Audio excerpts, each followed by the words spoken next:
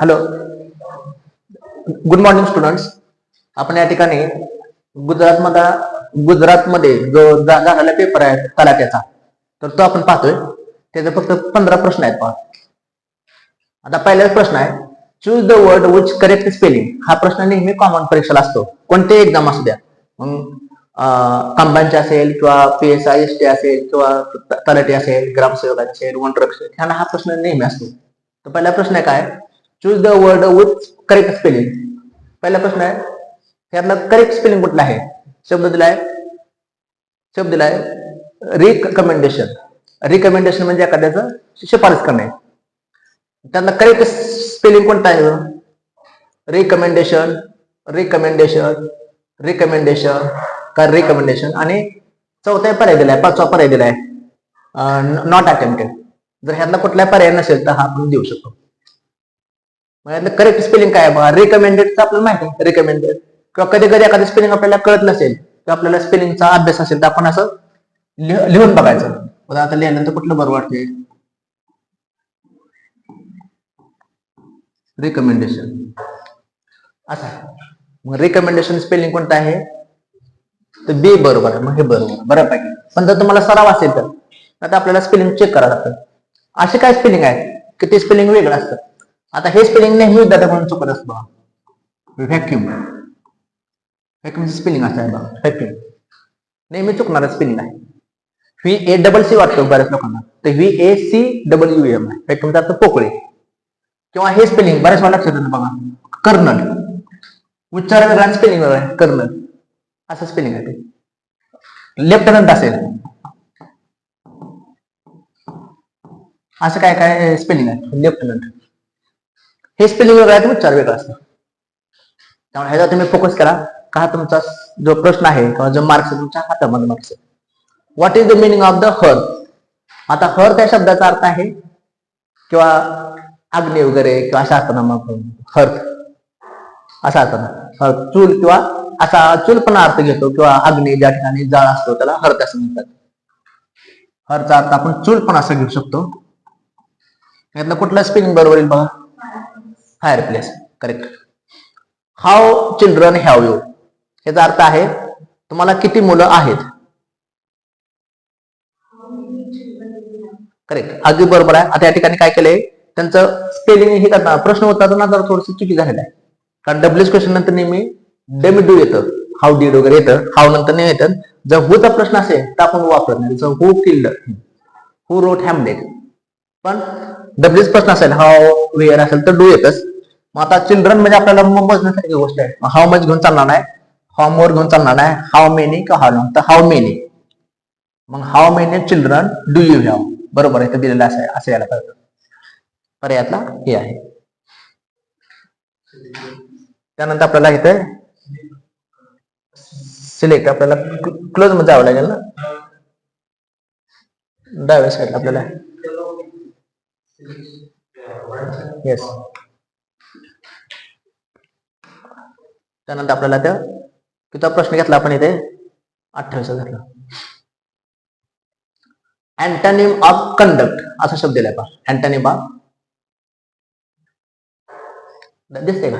Antonym of conduct. Conduct या शब्दाचा antonym of conduct. आता कंडक्ट या शब्दाचा अपोजिट वर्ड काय? कंडक्ट ह्या शब्दाचा अपोजिट वर्ड काय आहे? काय असतो? मिसकंडक्ट, इनकंडक्ट, कंडक्टनेस किंवा डिसकंडक्ट. कंडक्ट मिसकंडक्ट म्हणतो आपण. काय काय शब्द आपल्याला लक्षात राहतात. कंडक्ट मिसकंडक्ट आहे. जसं लिगलचं काय असतं, इलिगल. लिगल असेल त्याच्या विरुद्ध इलिगल.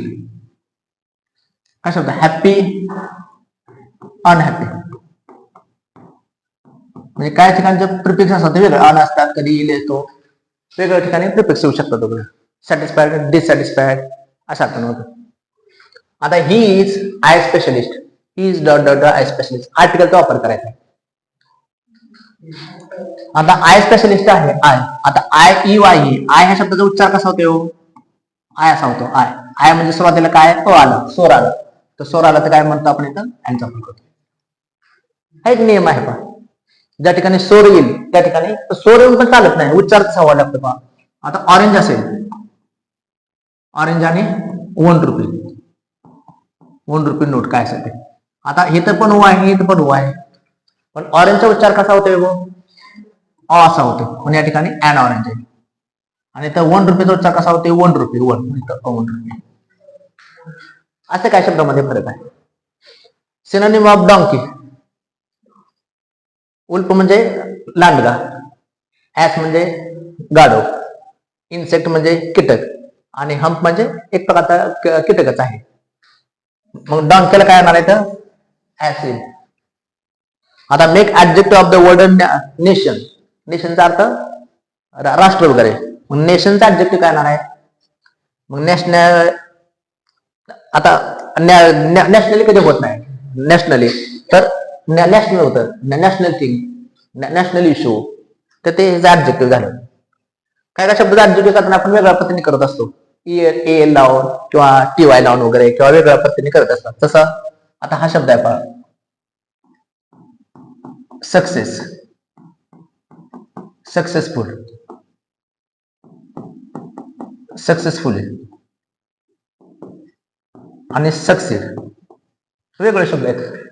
पण सक्सेस आपण म्हणू शकतो you will get a success, you will get success, याचा आपण नाव साधा झाला. Successful person, successful thing, successful म्हणू शकतो आपण एखाद्या. मग सक्सेसफुल म्हणजे ज्या शब्दानंतर पुढे नाव येत असतं ते ऍडजेक्टिव्ह असतो. आता सक्सेस मॅन असं म्हणत नाही आपण, सक्सेसफुल मॅन म्हणू शकतो, सक्सेसफुल वुमन. सक्सेसफुली या लोया प्रत्यय आला का ते नेहमी ऍडव्हर्ब असतं, ते क्रियापदाबद्दल जास्त माहिती. He work successfully, he finish the job successfully. आणि सक्सीड हे काय आहे? You will succeed. आता सक्सेस केल्यानंतर गेट म्हणायची गरज नाही, जसं यू विल गेट सक्सेस तुम्हाला यश मिळेल, तसं यू विल गेट सक्सीड म्हणणार नाही आपण, यू विल सक्सीड तुम्हाला यश मिळेल.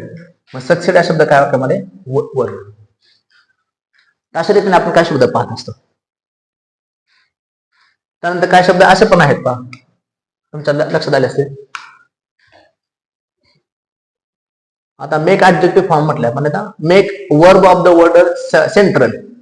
सेंट्रल काय शब्दाचं वर्ब तयार करताना आपण सेंट्रलचं सेंट्रलाइज असं करतो, सेंट्रलचं सेंट्रलाइज. या ठिकाणी ते शब्द दिले आपण सेंट्रलाइज. या ठिकाणी आपल्याला हे शब्द आपल्याला पाहायला लागतील. सेंट्रलाइज काय शब्दाचं वर्ब करताना आपण वेगळ्या पद्धतीने करत असतो. जसं उदाहरणार्थ तुम्हाला हा शब्द माहिती आहे, ब्लड हे नाउन आहे, किंवा व्हाईट हे ऍडजेक्टिव्ह आहे, ब्लॅक हे ऍडजेक्टिव्ह आहे, रिच हे सुद्धा ऍडजेक्टिव्ह आहे. त्यांचं वर्ब वेगवेगळ्या पद्धतीने तयार करत असतो. किंवा डेंजर आहे, डेंजरचा अर्थ धोका, करेज धाडस किंवा साहस. यांचं वर्ब करण्याची पद्धत वेगवेगळी आहे. पहा समजा आपण इथं वर्ड म्हणून आपण ह्याला त्यांचं आपण वर्ब तयार करतो. आता ब्लडचं वर्ब काय तयार होत असतं? ब्लीड, ब्लिडिंग होणे, क्रियापद तयार होणे. आता व्हाईट पांढरा करणे, व्हाईटचं व्हाईटन करत असतो, व्हाईटन हे वर्ब तयार. ब्लॅकचं ब्लॅकन. तसं रिच रिचन करत नाही, इनरिच करतो, इनरिच. याचं वर्ब करताना अगोदर इन शब्द लावतो, इनरिच. तसं danger, in danger, in danger धोका, म्हणजे धोक्यात घालणे. आणि करेज तसं काय करू शकतो? इनकरेज. डिस्करेज पण होतं, पण तो अपोजिट वर्ड झाला, डिस्करेज, इनकरेज, डिस्करेज. तर अशा रीतीने आपण वर्ब तयार करत असतो. Make the noun of achieve. आता अचीव या शब्दाचं नाउन काय होणार? अचीव नंतर ऑफ आलं तर ते नाउन पण तयार होऊ शकतं, पण या ठिकाणी अचीव शब्दाचं नाउन अचिव्हमेंट करू शकतो आपण. अचिव्ड हे वर्ब आलं, अचिव्हिंग येणार नाही, achievement. Shreya put her clothes and went out. श्रेयाने तिचे कपडे काय केले? आपण काय म्हणू आपण इथं? आता संदर्भ घेऊ शकतो आपण. आता पुट ऑफचा अर्थ कपडे काढणे, आणि पुट ऑनचा अर्थ कपडे परिधान करणे. श्रेयाने कपडे परिधान केले आणि गेले, पुट ऑन चा अर्थ हे करणे, म्हणजे हे करणे. I dash my homework already. आता ऑलरेडी जर शब्द आला असेल किंवा ह्या शब्दाचा अर्थ बघा की मी माझा होमवर्क ऑलरेडी केलेला आहे, त्यातून आपल्याला काय सांगायचं त्यांना की आय माय होमवर्क ऑलरेडी, म्हणजे आय हॅव डन. म्हणजे जर शब्द हा आला ऑलरेडी, समजा असे काय शब्द असतात बघा की हे शब्द आले म्हणजे वाक्यामध्ये हा शब्द आला ऑलरेडी असेल, जस्ट असेल, रिसेंटली असेल किंवा लेटली असेल, हे शब्द वाक्यात आले का त्यातला काळ असतो कुठला असतो बघा, बऱ्याच वेळा प्रेझेंट परफेक्ट टेन्स असतो. प्रेझेंट परफेक्ट टेन्सचं सूत्र काय आहे, तर subject plus have oblique has plus V3 plus काय असेल तो भाग इथं, असं सेंटेन्स कस्टम असते आपल्याला बऱ्याच वेळा. प्रेझेंट परफेक्ट का प्रेझेंट परफेक्ट कंटिन्युअस, पण शक्यतो प्रेझेंट परफेक्ट टेन्स असतो, पूर्ण वर्तमान काळ असतो.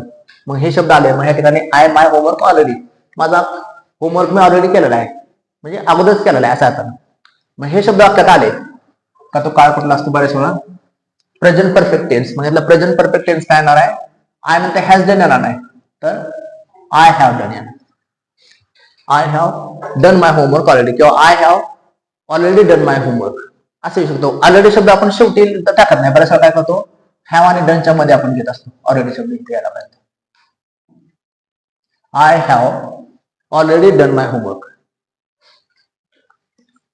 तर ह्या ठिकाणी आपण अशा रीतीने बदल करतो. द टॅक्सी डॅश टॅक्सी, आता या ठिकाणी येट शब्द आहे तो आपण प्रेझेंट परफेक्ट टेन्स मध्ये वापरतो. प्रेझेंट परफेक्ट टेन्स मध्ये येट शब्द वापरतो. म्हणजे येट शब्द समोर मी सांगितलं येट शब्द, तिथं सुद्धा येट शब्द आला असेल म्हणजे अजून एखादी गोष्ट आली नाही असा अर्थ. म्हणजे वाक्यामध्ये जर असं येट आलं असेल ठिकाणी आपण काय करूया, वाक्यात जर येट आलं असेल बघा या ठिकाणी, म्हणजे येट हे नेहमी काय असतं प्रेझेंट परफेक्ट टेन्स मध्ये येत असतं. म्हणजे द टॅक्सी, मग टॅक्सी अजून आलेली नाही असा अर्थ, अजून अद्याप आलेले नाही. मग taxi does not arrive yet हे होणार नाही, taxi has not arrived yet, taxi is not arrived असे होणार नाही, taxi has not arrived, has not नंतर अराइव्ह येणार नाही, हॅज नॉट नंतर arrived. Present perfect tense yes plus have has plus V3.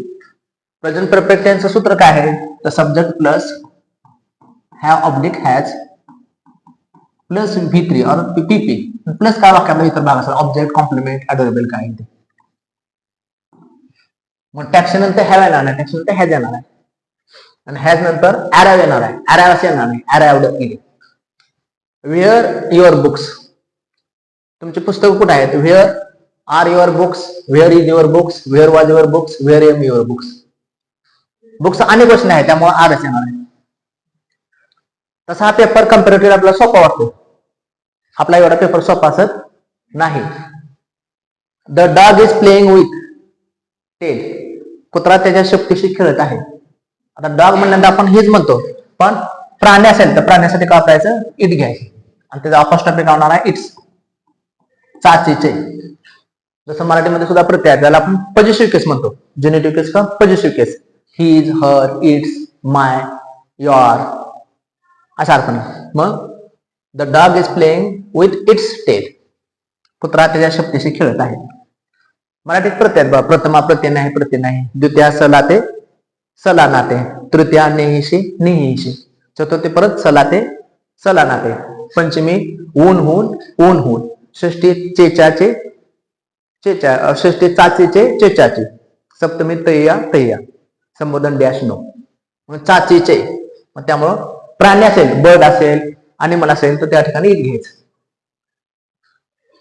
आणि जर प्राण्याचं लिंग तर व्यक्त होत असेल, आता डॉग हा कॉमन वर्ड सुद्धा येतो, डॉग बीच पपी हे शब्द त्यामध्ये अंतर्गत शब्द आहेत, पण डॉग हा शब्द आहे तो कॉमन वर्ड आहे म्हणून त्यासाठी इट घ्यायचं.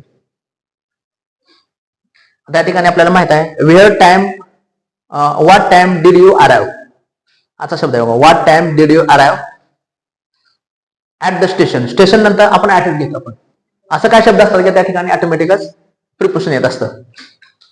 जसं तुम्हाला माहित आहे की एखाद्या ठिकाणी बाबा स्टेशन असेल हे शब्द आहेत, त्या ठिकाणी आपल्याला हे शब्द घ्यावं लागत असतात.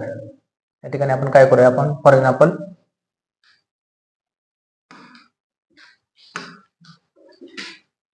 तुम्हाला माहिती आहे प्रिपरेशन मध्ये काय काय प्रिपरेशन असे आहेत की त्या ठिकाणी फिक्स शब्द येत असतात.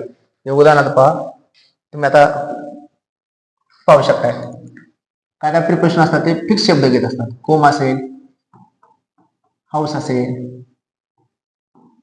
रोड असेल, स्ट्रीट असेल किंवा स्टेशन असेल, हॉटेल असेल, रेस्टॉरंट असेल किंवा अजून टाइमच्या संदर्भामध्ये वगैरे बरेच शब्द असू शकतात. आता होम शब्द असेल तर होमच्या अगोदर आर्टिकल काय नेहमी, होमच्या अगोदर नेहमी, करेक्ट अगदी बरोबर आहे, होमच्या अगोदर आर्टिकल नेहमी ऍटच येतं, ऍट होम. हाऊसच्या अगोदर इन हाऊस म्हणतात, इन द हाऊस. होमच्या अगोदर आर्टिकल येत नाही. ऍट द हाऊस किंवा ऍट द होम असं म्हणत नाही, ऍट होम. पण इन द हाऊस. रोड तर ऑन द रोड असं म्हणू शकतो आपण, ऑन द रोड रस्त्यावरती. स्ट्रीट, इन स्ट्रीट वापरतो स्ट्रीटसाठी. स्टेशनसाठी ऍट वापरतो, हॉटेलसाठी ऍट वापरतो, रेस्टॉरंटसाठी इन वापरतो. असं काय फिक्स आपण प्रिकॉशन घेत असतो. टाइमच्या पद्धतीमध्ये morning, in the morning, in the evening, but नाईटला ऍट नाईट, ऍट डॉन हे शब्द घेत असतो आपण. तर या ठिकाणी आपले जे काही प्रश्न होते ते आपण या ठिकाणी प्रश्न पाहिलेत. मला वाटतं हा पार्ट तुम्हाला सगळ्यांना समजला असेल. थँक्यू. तर या ठिकाणी आपण